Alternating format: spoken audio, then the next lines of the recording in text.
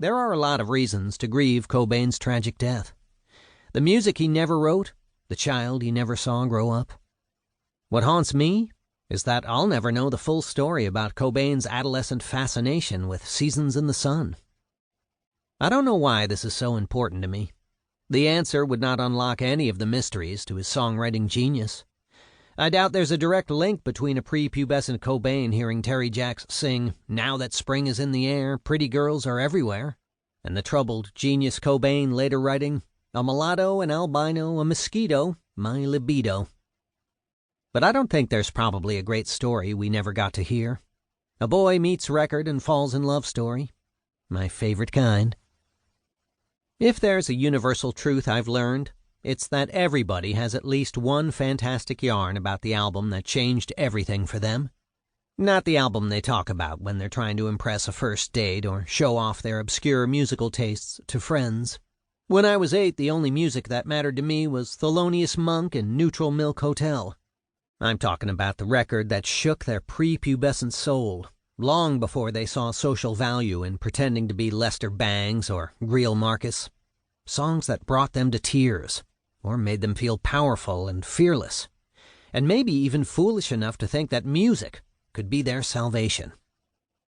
Who knows? Maybe that is Thelonious Monk or Neutral Milk Hotel for some people. I don't mean to judge. One person's The King of Carrot Flowers is another's Season in the Sun. We all have that album, the album, that feels like bedrock, that we can't talk about without getting emotional. You know that album, what it meant to you. You're thinking of it right now. It's the record that first made you feel understood in ways you didn't think possible by sound waves captured on a machine. And everyone has a story about the album that saved their life. Maybe they stumbled upon it in the closet of a friend's older sibling, or picked it up randomly at a mall record store because the cover art looked cool, or heard a song in a friend's mixtape. Maybe they saw a performance on The Ed Sullivan Show, or MTV or YouTube, and the world turned upside down.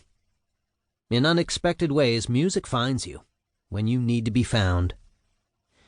I've never had a tedious conversation that began, "What was the first album that cracked open your skull and made you feel things?"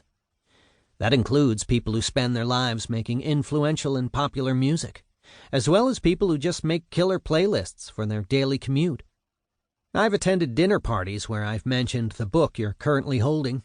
After explaining its premise, complete strangers regale me with their musical hero's journey, going into unsolicited detail of how they found the record that matters to them in ways that nobody else who ever lived could ever possibly comprehend. These album origin stories are every bit as compelling as Beowulf drinking too much mead with his buds and bragging about how he killed Grendel. Maybe more so. Personally, I think Beowulf's story would be far more riveting if it had been about that afternoon he laid on his bedroom floor, headphones strapped to his head, getting lost in David Bowie's Hunky Dory for the first time. What follows are a few conversations about those musical discoveries.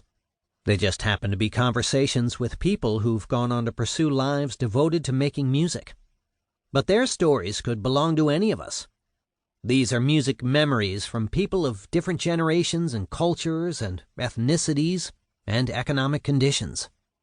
But the stories they tell about the songs that changed them, the records that gave them hope when they felt lost, that directed them when their lives seemed anchorless, or gave them strength to give their parents the middle finger, without technically throwing them the bird, which, let's be honest, is kind of a rite of passage for adolescence, sound like journeys any of us could have taken.